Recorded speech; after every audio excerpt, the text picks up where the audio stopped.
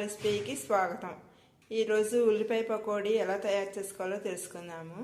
దానికి కావాల్సినవి శనగపిండి, ఉల్లిపాయలు సన్నగా ఇలా చీలికల కింద కట్ చేశాను, 2 ఉల్లిపాయలు, ఒక 3 పచ్చిమిరపకాయలు, చిన్న అల్లం ముక్క, కరివేపాకు, కొత్తిమీర.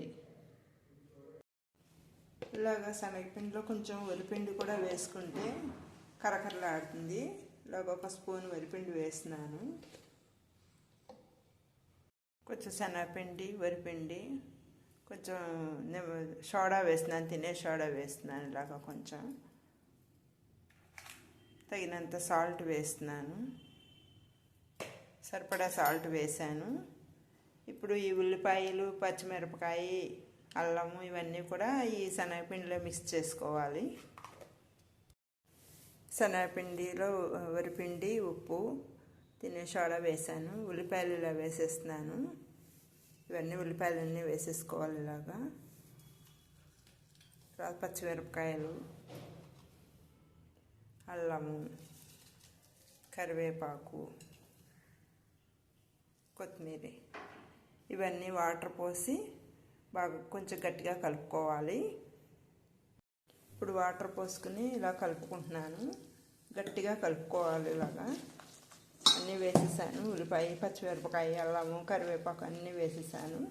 ఇది గట్టిగా కలుపుకోవాలి. ఇలా పకోడీలకి పిండి ఇలా కలిపేశాను. ఇప్పుడు స్టవ్ వెలిగించి మూకుడు పెట్టాను. దీంట్లో సరిపడా ఆయిల్ వేస్తున్నాను. ఆయిల్ సరిపడా పోసాను. ఆయిల్ హీట్ ఎక్కాలి. హీట్ ఎక్కాక ఈ పిండి, కలిపిన పిండి అందులో వేసుకోవాలి. ఇలా కొంచెం ఒక పెసరు వేసి చూశాను. ఆయిల్ వేడెక్కింది. ఇప్పుడు పకోడీ కింద ఇలా వేసుకోవాలి.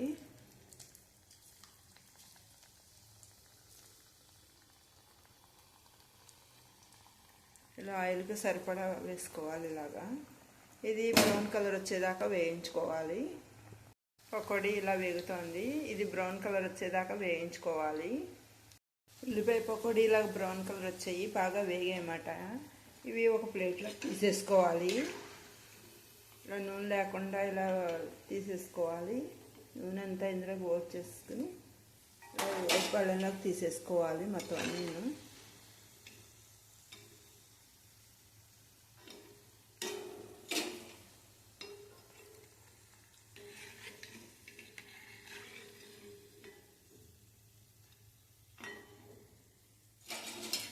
ఇప్పుడు మిగిలిన పిండి కూడా వేసేసుకోవాలి. అది కూడా బ్రౌన్ కలర్ వచ్చేదాకా వేయించుకోవాలి. పకోడీ ఇలా వేగిపోయాయి.